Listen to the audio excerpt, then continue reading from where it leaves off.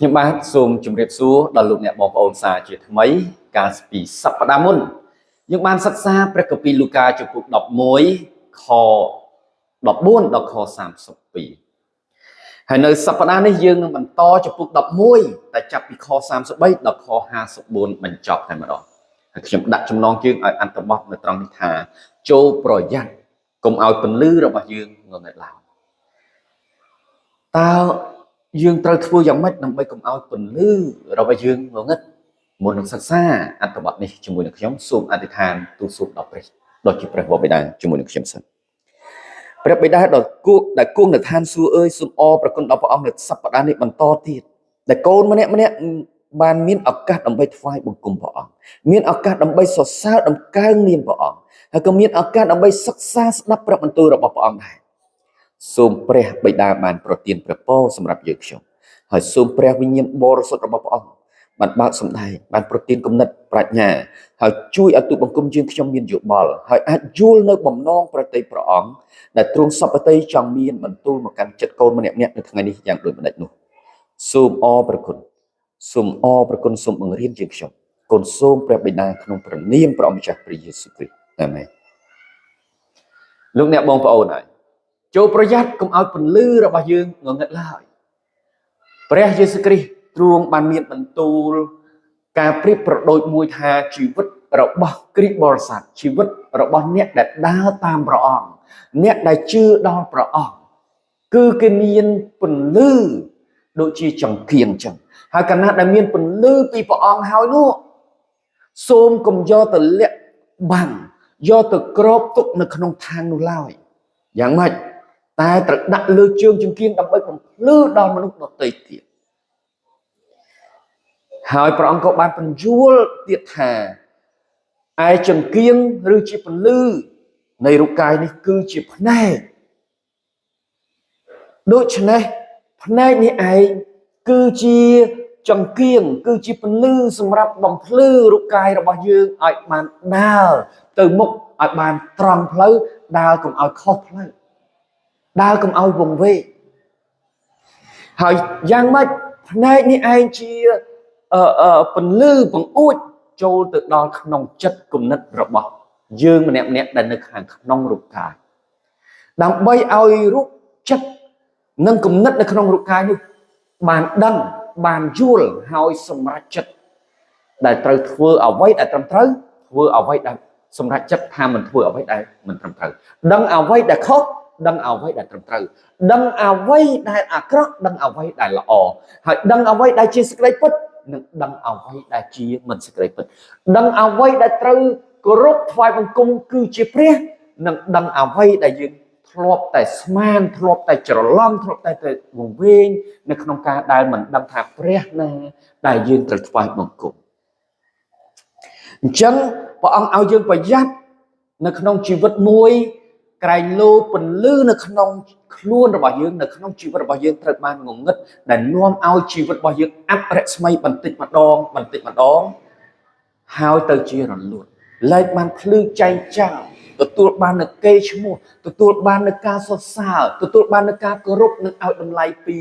ព្រះជាម្ចាស់និងមនុស្សផងទាំងឡាយអញ្ចឹងខ្ញុំសូមអានជូននៅក្នុងខ33ដល់ខ35គ្មានអ្នកណាដែលអុជចង្កៀងយកទៅដាក់នៅទីកំបាំងឬក្របនឹងឋានឡើយគេតែងដាក់លើចង្កៀងវិញ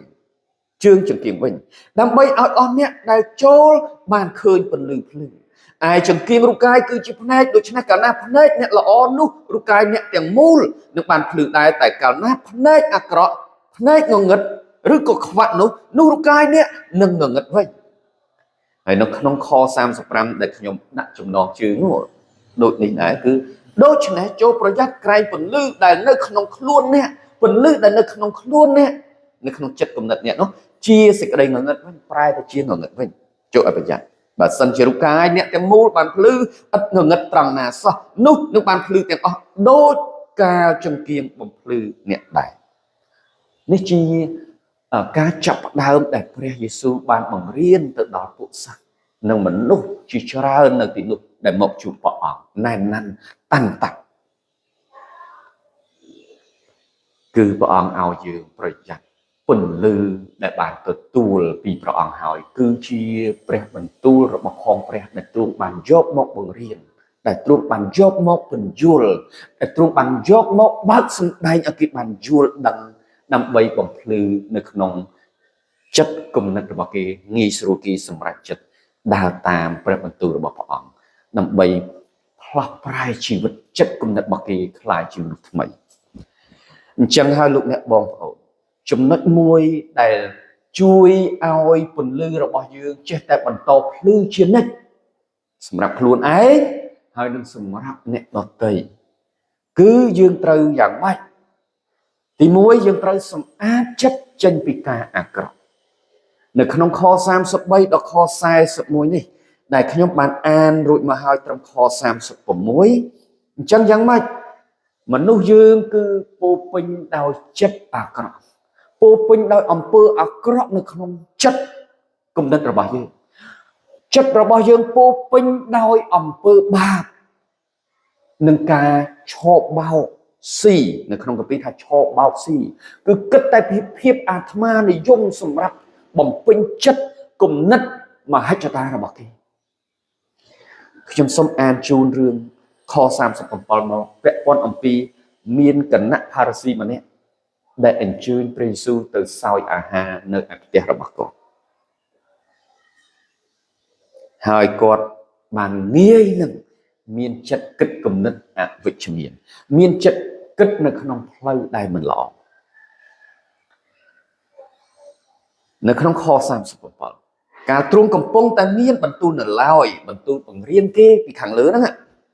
នោះពួកផារស៊ីម្នាក់ទូលសូមទ្រង់ឲ្យយាងទៅសោយជាមួយនឹងទ្រង់ក៏យាងចូលទៅគង់នៅក្នុងតុពេលដែលអង្គុយនៅតុហើយយ៉ាងម៉េចខ38កាលអ្នកផារស៊ីនោះបានឃើញក៏នឹកប្លែកណាស់ដែលទ្រង់មិនបានលាងប្រហោះលាងដៃមុននឹងសោយអាហារមុននឹងបរិភោគអាហារកន្លែងនេះខ្មែរយើងលាងដៃមុនបរិភោគអាហារគឺដោយព្រោះតែអនាម័យសម្អាតមេរោគប៉ុន្តែនៅក្នុងពួកគណៈផារស៊ីក៏ដូចជាជនជាតិយូដាគេមានច្បាប់ក្រឹតវិន័យមួយថានៅពេលរបៀបដូចជាសាសនាលោកអ្នកបងប្អូននៅពេលដែលគេបរិភោគអាហារមិនថាពេលព្រឹកមិនថាពេលថ្ងៃមិនថាពេលល្ងាចឬពេលយប់គេត្រូវធ្វើពិធីខាងសាសនាក្នុងការសម្អាតដៃជាមុនសិនក្រែងលោគេគិតហើយគេជឿថានៅពេលដែលមិនបានលាងដៃតាមរបៀបពិធីសាសនាអាហារដែលចូលក្នុងរូបកាយរបស់គេនាំឲ្យជីវិតរបស់គេទាំងមូលស្មោកគ្រោកគេហៅថាលែងស្អាត unclean តែម្ដងអពមង្គលចូលមកដល់ក្នុងជីវិតរបស់គេមកព្រះលែង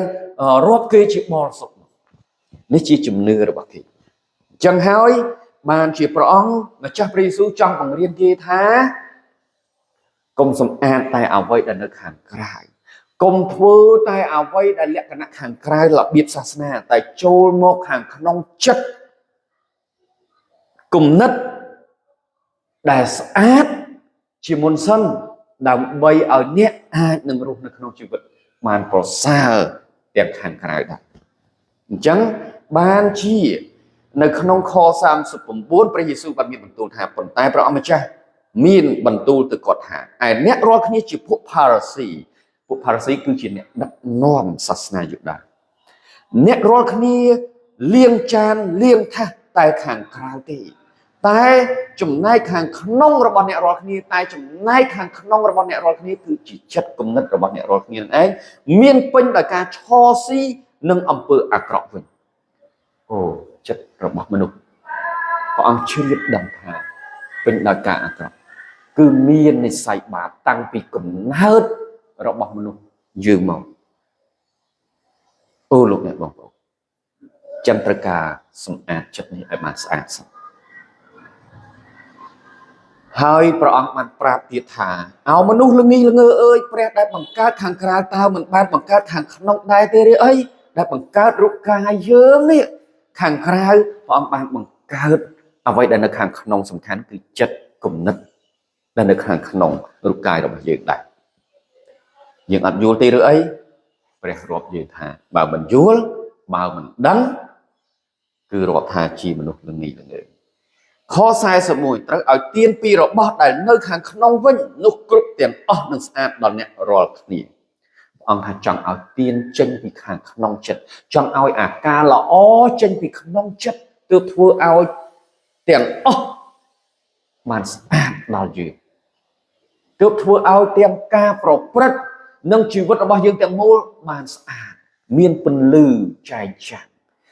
មានពន្លឺជះទៅដល់អ្នកដទៃហើយអ្នកដទៃនឹងដឹងថាយើងពិតជាមនុស្សដែលមិនមែនល្អតែខាងក្រៅទេដែលមិនមែននិយាយតែល្អតែមាត់ទេតែចិត្តខាងក្នុងក៏ល្អក៏ស្អាតក៏បរិសុទ្ធដែរព្រះអង្គចង់ឲ្យចិត្តរបស់យើងបានស្អាតជាមុនសិនដូច្នេះត្រូវការសម្អាតតាមរយៈការបំភ្លឺនៃសេចក្តីពិតដែលជាព្រះបន្ទូលរបស់ផងព្រះជាម្ចាស់ដែលមាននៅក្នុងព្រះគម្ពីរដ៏បរិសុទ្ធរបស់ព្រះអង្គ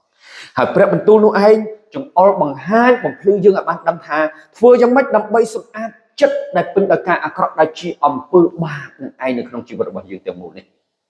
ដែលជាប់និស្ស័យបាបនៅពេលដែលយើងមានកំណើតជាមនុស្សដែលជាប់និស្ស័យបាបដែលកើតមកគឺមានភាពអាត្មានិយមមកកើតមកគឺនៅពេលដែលឈឺចាប់កូនស្រែកយំណាតែម្ដងដើម្បីឲ្យអ្នកនៅជុំវិញអាសូរខ្លួនយកចិត្តទុកដាក់នឹងខ្លួនគិតអំពីខ្លួនមិនខ្វល់ពីម្ដាយដែលរងទុក្ខដែលឈឺចាប់ពេលដែលឆ្លងទន្លេដែលបង្កើតគេមកមិនខ្វល់ពីឪពុកដែលឈរនៅក្បែរម្ដាយហ្នឹងភ័យអហើយ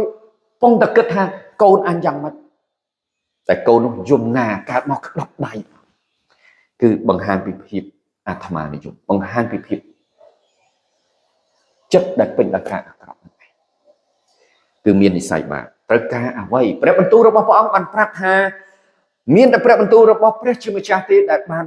ជាពន្លឺបំភ្លឺយើងដូចទំនុកបង្កើង119ខ105បានប្រាប់ថាព្រះបន្ទូលរបស់ព្រះជាចង្កៀងជាពន្លឺបំភ្លឺជំហានទូបង្គំឬក៏ជើងទូបង្គំដែលត្រូវដើររាល់ថ្ងៃហើយព្រះបន្ទូលរបស់ព្រះអង្គនេះឯងដែលចង្អុលបង្ហាញយើងឲ្យបានដឹងថាយើងមិនមែនគ្រាន់តែស្ដាប់តែត្រូវប្រព្រឹត្តតាមហើយព្រះបន្ទូលនោះឯងនឹងឆ្លុះបញ្ចាំងឲ្យយើងមើលឃើញដូចជាកញ្ចក់ដើម្បីយើងបានដឹងថាយើងជាមនុស្សមានបាបយើងជាមនុស្សដែលពេញដោយចិត្តមិនល្អចិត្តអាក្រក់នេះឯងហើយព្រះបន្ទូលនេះឯងបានភ្លឺយើងឲ្យបានដឹងថាមានតែព្រះលោហិតរបស់ព្រះយេស៊ូវគ្រីស្ទតែមួយគត់ដែលអាចលាងសម្អាតចិត្តដែលពេញដោយអំពើបាបនេះឯងមិនអាចយកអ្វីទៅលាងសម្អាតបាននោះទេមិនអាចខំចិត្តសង្កត់ចិត្តដើម្បីថាទុកមិនឲ្យធ្វើការអាក្រក់បាននោះទេព្រោះចិត្តនេះពេញដោយអំពើបាបលាងហើយត្រឡប់មកវិញលាងហើយត្រឡប់មកវិញមានតែព្រះលោហិតរបស់ព្រះយេស៊ូវដែលសគត់នៅលើឈើឆ្កាងជំនួសបាបយើងឲ្យបង្ហូរដើម្បីសម្អាតចិត្តអ្នកណាទាំងអស់ភាពស្មោកគ្រោកទាំងអស់នៅក្នុងចិត្តដល់អ្នកណាដែលទទួលជឿដល់ព្រះអង្គម្ចាស់ព្រះយេស៊ូវជាព្រះអង្គម្ចាស់និងព្រះអង្គសង្គ្រោះតាមរយៈព្រះបន្ទូលដែលបង្ហាញប្រាប់យើងឲ្យបានដឹងនោះដូចនៅបទកាពីហេព្រើរចំពុក9ទាំងមូលហើយជាពិសេសខ12និងខ14នឹងឯងអូលោកអ្នកបងប្អូននេះជាចំណុចមួយដែលយើងបានដឹងថាព្រះទ្រង់ចង់ប្រាប់ថាចិត្តរបស់យើងនេះឯងគ្រប់គ្នាទាំងអស់ទាំងខ្ញុំក៏ចិត្តមានពេញដោយអំពើបាបមានពេញដោយការអាក្រក់មានពេញដោយការគិតពីភាពអាត្មានិយមចង់ឆោបបោកស៊ីសម្រាប់តែខ្លួនឯងតែព្រះយេស៊ូវប្រាប់ថាមានការសម្អាតចិត្តរបស់យើងបានតាមរយៈព្រះលោហិតរបស់ព្រះយេស៊ូវដែលសគត់នៅលើឈើឆ្កាងតែ3ថ្ងៃទ្រង់មានបញ្ជូនរស់នៅវិញហើយព្រះអង្គក៏ចង់បង្រៀនយើងទៀតថានៅចំណុចទី2ពីខ42ដល់ខ44ដែលចង់បង្ហាញប្រាប់ថាចិត្តរបស់យើងនេះគឺងាយក្រឡិចងាយមានពុតតបុតពុតមាយាដកខ្ញីហើយងាយនឹងមិនស្មោះត្រង់ហើយព្រះអង្គចង់បង្រៀនថាយើងត្រូវការពីចិត្តឲ្យរក្សាភាពស្មោះត្រង់ជានិច្ចដោយសារតែចិត្តរបស់យើងងាយពុតមាយាងាយពុតតបុតងាយផ្លាស់ប្ដូរងាយសាវាងងាយប្រែប្រួលនៅពេលដែលមានបញ្ហាណាមួយប្រឈមមកដាក់យើងនៅពេលមានបញ្ហាណាមួយដែលប៉ះពាល់ដល់កិត្តិយសប៉ះពាល់ដល់ ชีวิตរបស់យើងប៉ះពាល់ដល់ប្រយោជន៍របស់យើងងាយប្រែប្រួលចឹងហើយបានជាព្រះអង្គទ្រង់ប្រកាសឲ្យយើងបានការពារចិត្តឲ្យរក្សាភាពស្មោះត្រង់ជានិច្ចដោយពឹងអានទៅលើព្រះបន្ទូលរបស់ព្រះអង្គតាមរយៈការអានការមើលហ្នឹងតាមរយៈការស្ដាប់ដើម្បីឲ្យចូលទៅក្នុងចិត្តគំនិតរបស់យើងសេចក្ដីគិតពិចារណាហើយជឿទុកចិត្តព្រះបន្ទូលរបស់ព្រះអង្គឯង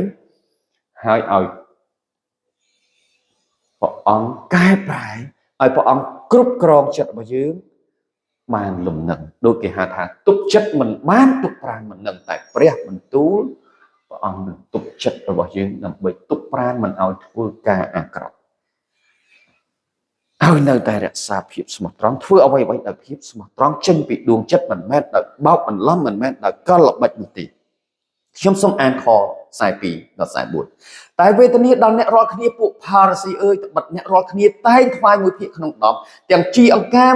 ជីលិញលះនិងបន្លែគ្រប់មុខដែលតែលះចោលសេចក្តីយុត្តិធម៌និងសេចក្តីស្រឡាញ់នៃព្រះវិញគួរតែឲ្យអ្នករាល់គ្នាបានប្រព្រឹត្តសេចក្តីទាំងនេះវិញហើយឥតចោលខាងដើមនោះផងព្រះយេស៊ូវទ្រង់បានបង្រៀនប្រាប់ថាពួកផារ៉ាស៊ីគេមានចិត្តពុទ្ធបុត្រគេបង្ហាញលក្ខណៈខាងក្រៅដូចជាគេជាអ្នកដែលកាន់សាសនាយ៉ាងមុតមាំគេបង្ហាញលក្ខណៈខាងក្រៅដូចជាអ្នកដែលស្រឡាញ់ព្រះជាម្ចាស់ខ្លាំងណាស់បើថ្វាយ1ភាគ10ថ្វាយទាំងជីគ្រប់មុខ10%ថ្វាយដាក់នៅក្នុងព្រះវិហាររបស់ព្រះអង្គហើយសូម្បីបន្លែដែលគេបានដាំនៅជុំវិញនឹងចំការរបស់គេថ្វាយ1ភាគ10បន្តិចដកពីភពផលរបស់គេមើលទៅដូចជាអ្នកដែលគោរពស្រឡាញ់ព្រះជាម្ចាស់ប៉ុន្តែចិត្តខាងក្នុងព្រះអង្គម្ចាស់យេស៊ូវគ្រីស្ទទ្រង់បានដឹងថាពួកគេគឺជាមនុស្សដែលមានចិត្តពុទ្ធបុត្រគេជាមនុស្សដែលមានចិត្តដូចជាមុងខ្មោចដែលសតែខាងក្រៅតែខាងក្នុងស្អុយរលួយមិនល្អអាក្រក់ដូចជាសត្វសត្វនៅក្នុងមុងខ្មោចភ្នោខ្មោចអូលោកអ្នកបងប្អូន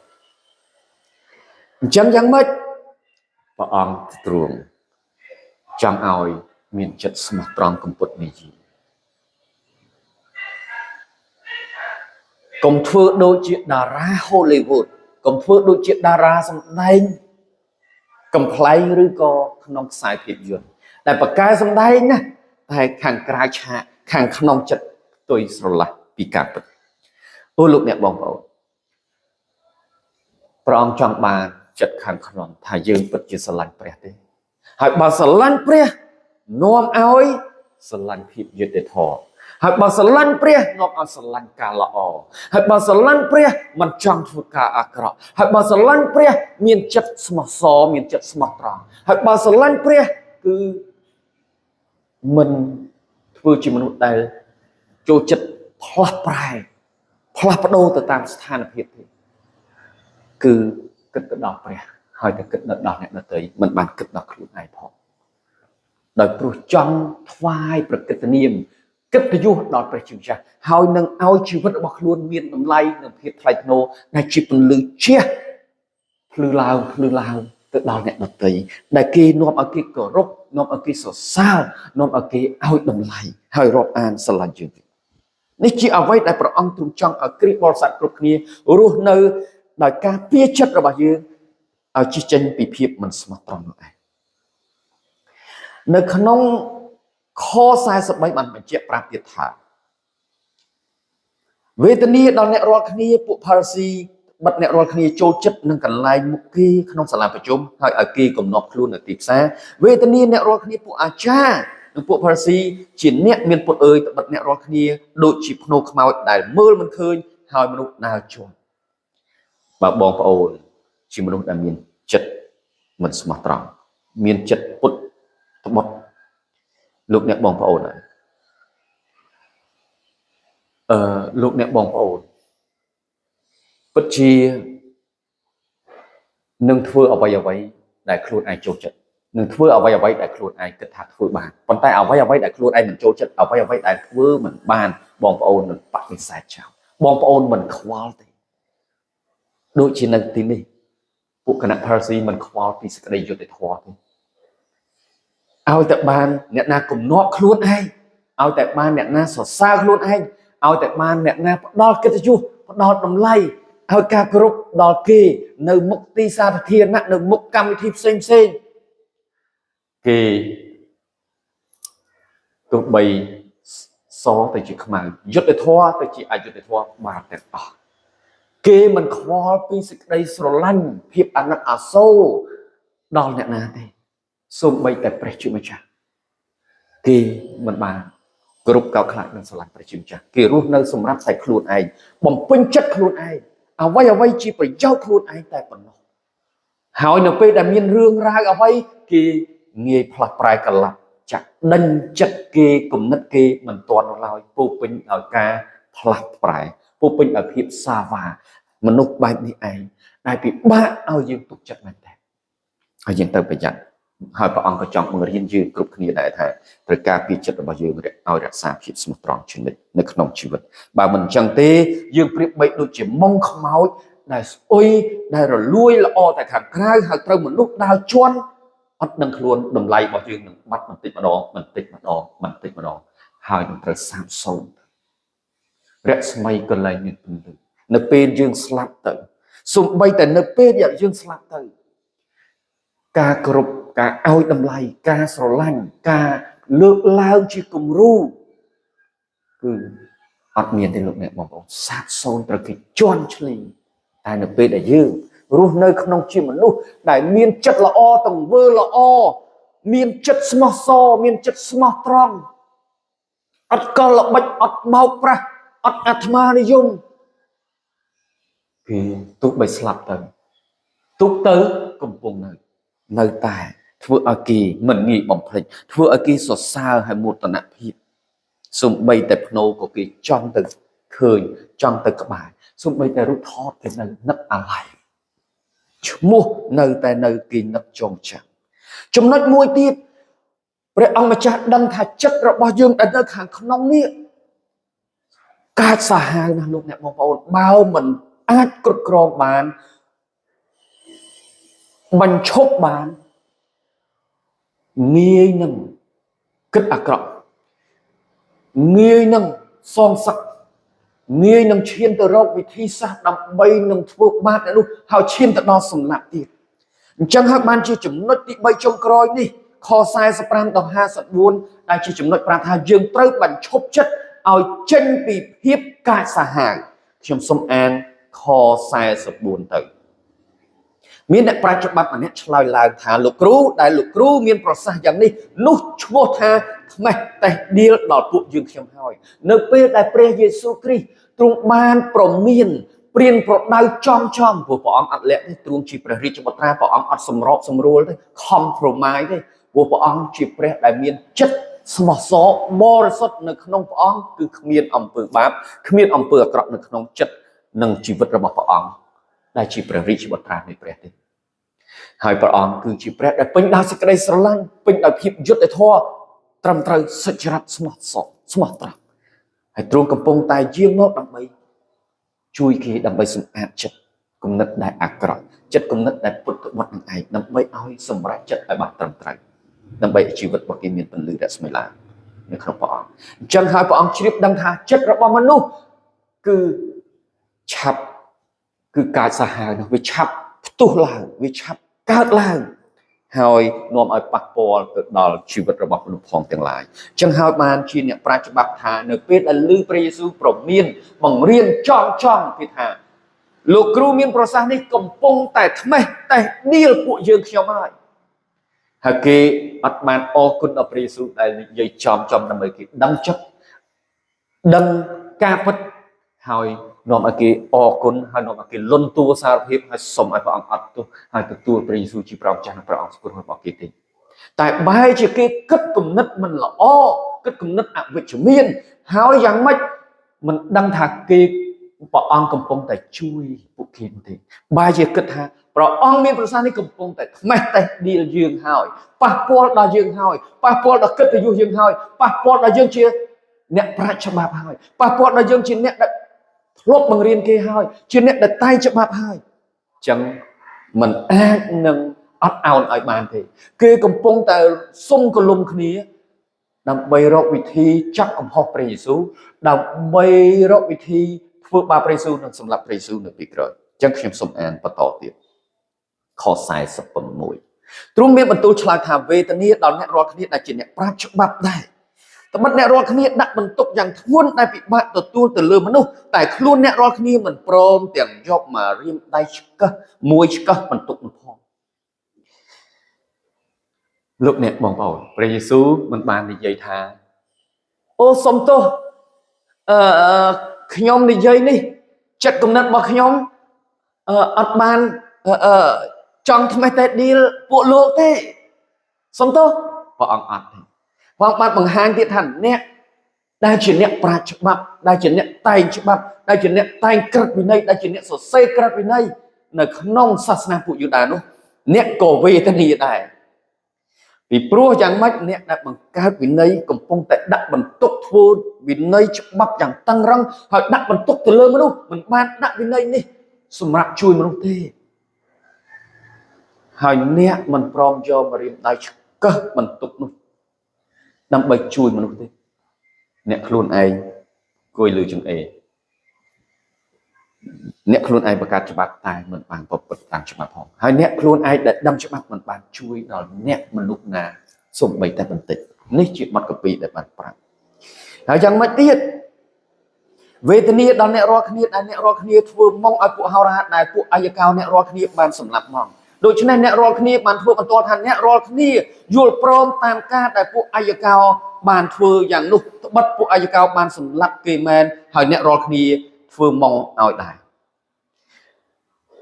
ព្រះយេស៊ូវចង់បង្ហាញប្រាប់តទៅទៀតថាអ្នករាល់គ្នាមានដឹងទេអាយកោអ្នករាល់គ្នាពីមុនបានសម្លាប់ពួកហោរារបស់ផងព្រះដែលគ្មានញញើតដៃដែលគ្មានអាណិតអាសូរទេអ្នករាល់គ្នាកំពុងតែធ្វើមកឲ្យពួកហោរានោះប៉ុន្តែអ្នករាល់គ្នាធ្វើនេះយ៉ាងម៉េចព្រះអង្គជ្រាបថាអ្នកកំពុងតែសុំកលុំជាមួយហោរាសុំកលុំរួមដៃជាមួយនឹងអាយកោរបស់គេមិនហោរាទេអាយកោរបស់គេនៅក្នុងការដែលមើលទៅបង្ហាញដូចជាល្អតែកំពុងតែសុំកលុំចិត្តរបស់អ្នករាល់គ្នាក៏មិនខុសពីអាយកោអ្នករាល់គ្នាដែរកំពុងតែត្រៀមដើម្បីនឹងរករឿងព្រះអង្គចាប់កំហុសព្រះអង្គនិងសម្លាប់ព្រះអង្គនៅពេលក្រោយព្រះអង្គជ្រាបដឹងទាំងអស់អញ្ចឹងហើយបានជាខ49បានប្រាប់ទៀតដោយហេតុនេះបានជាអ្នកប្រាជ្ញនៃព្រះបានសម្ដែងថាប្រាជ្ញានៃព្រះបានសម្ដែងថាអញចាត់ពួកហោរាហើយពួកសាវកទៅឯគេនឹងសម្លាប់ខ្លះហើយបណ្ដេញខ្លះពួកនេះឯងជាអ្នកដែលសម្លាប់ហោរានិងសាវករបស់ព្រះអង្គហើយបណ្ដេញចាប់ចងចាប់ដាក់គុកដើម្បីឲ្យឈាមរបស់ពួកហោរាទាំងអស់ដែលបានខ្ចាយតាំងពីកំណើតលោកីរៀងមកនោះបានត្រូវទាពីមនុស្សដំណរនេះវិញគឺចាប់តាំងពីឈាមរបស់អេបលទៅដល់ឈាមរបស់សាការីដែលគេសម្លាប់នៅកណ្ដាលអាសនានិងវិហារផងខ្ញុំប្រាប់ថាឈាមទាំងនោះនឹងត្រូវទាពីមនុស្សដំណរនេះវិញព្រះអង្គចង់បញ្ជាក់ថាអ្វីដែលសម្លាប់គេឈាមរបស់គេនឹងស្រែកហាវឈាមរបស់គេសម្រែករបស់គេនឹងលឺទៅដល់ព្រះកាត្រជារបស់ផងព្រះជាម្ចាស់ហើយអ្នកនោះមិនរួចទោសនោះទេមិនរួចទោសនោះទេពីព្រោះអ្នកមានចិត្តសាហាវខ្លាំងណាស់វេទនាដល់អ្នករាល់គ្នាពួកអ្នកប្រាជ្ញច្បាប់អើយត្បិតអ្នករាល់គ្នាបានដកកូនសោនៃចំណេះចេញទៅហើយខ្លួនអ្នករាល់គ្នាមិនបានចូលហើយក៏ហាមឃាត់ដល់ពួកអ្នកដែលកំពុងតែរកចូលមិនឲ្យគេចូលដែរអូលោកអ្នកបងប្អូនអ្នកប្រាជ្ញច្បាប់កំពុងតែដកកូនសោនៃចំណេះដឹងបន្ថែមទៀតដែលព្រះយេស៊ូវគ្រីស្ទទ្រង់ចង់បញ្យល់បន្ថែមនៅអ្វីដែលគេចេះមិនដល់គេចេះខាងឯច្បាប់គេចេះខាងចំណេះដឹងទូទៅគេចេះចំណេះដឹងខាងវិទ្យាសាស្ត្រឬក៏ចំណេះដឹងអ្វីផ្សេងទៀតតែគេកំពុងតែដកចំណេះដឹងនៅអ្វីដែលគេមិនបានដឹងពីមុនគឺជាអ្វីដែលព្រះយេស៊ូវបញ្យល់ពីសេចក្តីពិតខាងឯវិញ្ញាណនិងជីវិតដែលគេត្រូវរស់នៅយ៉ាងដូចម្តេចដើម្បីជាការគប់ប្រតិព្រះនិងជាការល្អដល់មនុស្សផងទាំងឡាយប៉ុន្តែគេកំពុងតែបិទត្រចៀកគេកំពុងតែលែងចង់ហើយបដិសេធព្រះយេស៊ូវដែលជាអ្នកដែលជាព្រះរាជបុត្រាអាចយល់ដឹងទាំងអស់ជ្រាបដឹងទាំងអស់ហើយ ជួយគេបានប៉ុន្តែគេដកហើយគេហាមមិនឲ្យអ្នកផ្សេងទៀតចង់ស្ដាប់ចង់ឮហើយអាចនឹងមានឱកាសចូលទៅក្នុងនគរព្រះបានទេគេហាមគេដាក់ច្បាប់ផ្សេងទៀតហាមទៀតនៅក្នុងខ53កាលទ្រង់មានបន្ទូលសេចក្តីទាំងនេះដល់គេរួចហើយនោះពួកអាចារ្យនិងពួកផារីស៊ីគេចាប់តាំងជំរុញទ្រង់ជាខ្លាំងពួនពេកឲ្យមានបន្ទូលសេចក្តីជាច្រើនទៅទៀតដើម្បីឲ្យព្រះអង្គបង្រៀនដើម្បីឲ្យព្រះអង្គនិយាយច្រើនទៅងាយស្រួលចាប់កំហុសខុសកន្លែងណាព្រោះអ្នកនិយាយច្រើនតែងតែមានការខុសខ្លះដោយចាំពិនិត្យពិចារណាមើលទាំងរកហេតុនិងចាប់ព្រះបន្ទូលពីព្រះអស់ទ្រង់ដើម្បីឲ្យបានរឿងចោទប្រកាន់ទ្រង់គោលបំណងគឺដើម្បីធ្វើបាបទ្រង់ហើយសម្លាប់ព្រះអង្គនៅពេលក្រោយអូលោកអ្នកបងប្អូននេះជាចិត្តមួយដែលសាហាវខុសខើចិត្តមនុស្សយើងសាហាវព្រះអង្គលោកអ្នកបងប្អូនព្រះអង្គចង់ឲ្យយើងបានបញ្ឈប់ចិត្តដែលសាហាវខុសខើដោយការស្ដាប់ព្រះបន្ទូលព្រះអង្គជឿព្រះបន្ទូលព្រះអង្គប្រព្រឹត្តតាមព្រះបន្ទូលព្រះអង្គហើយទទួលព្រះយេស៊ូវជាម្ចាស់នៃជីវិតជាព្រះអង្គសង្គ្រោះដើម្បីជួយគេនៅពេលដែលគេមានចិត្តមិនល្អនៅពេលដែលមានចិត្តមិនស្មោះត្រង់ឲ្យព្រះយេស៊ូវជួយគេដឹកនាំជីវិតគេហើយឲ្យព្រះវិញ្ញាណបរិសុទ្ធដែលព្រះអង្គសន្យាថាអ្នកណាដែលជឿដល់ព្រះយេស៊ូវជាព្រះអង្គម្ចាស់និងព្រះអង្គសង្គ្រោះទ្រង់នឹងចាត់ព្រះវិញ្ញាណដ៏ជាអង្គជំនួសគឺជាព្រះវិញ្ញាណបរិសុទ្ធមកគង់ក្នុងគេដើម្បីជាការជួយគេដើម្បីជាការរំលឹកគេឲ្យនឹកចាំព្រះបន្ទូលព្រះអង្គហើយជួយគ្រប់គ្រងចិត្តគំនិតដែលមិនល្អចិត្តគំនិតដែលពុតបុតចិត្តគំនិតដែលកាចសាហាវគ្រប់គ្រងឲ្យខ្លាចជាមនុស្សដែលមានចិត្តស្រឡាញ់មេត្តាករុណាអាណិតអាសូរស្រឡាញ់ភាពយុត្តិធម៌ស្រឡាញ់ភាពត្រឹមត្រូវហើយចង់ជួយដល់អ្នកដទៃឲ្យខ្លាចជាមនុស្សល្អដែរដែលមានចិត្តស្លូតម៉ូតដែលមានចិត្តបន្ទាបខ្លួនដែលមានចិត្តអាណិតមេត្តាហើយសប្បុរសលែងការសាហាវខុសខើលែងមានកលបិតលែងមានការបោកប្រាស់បោកបន្លំដើម្បីប្រយោជន៍ផ្ទាល់ខ្លួនដើម្បីអ្វីដែលគេប្រាថ្នា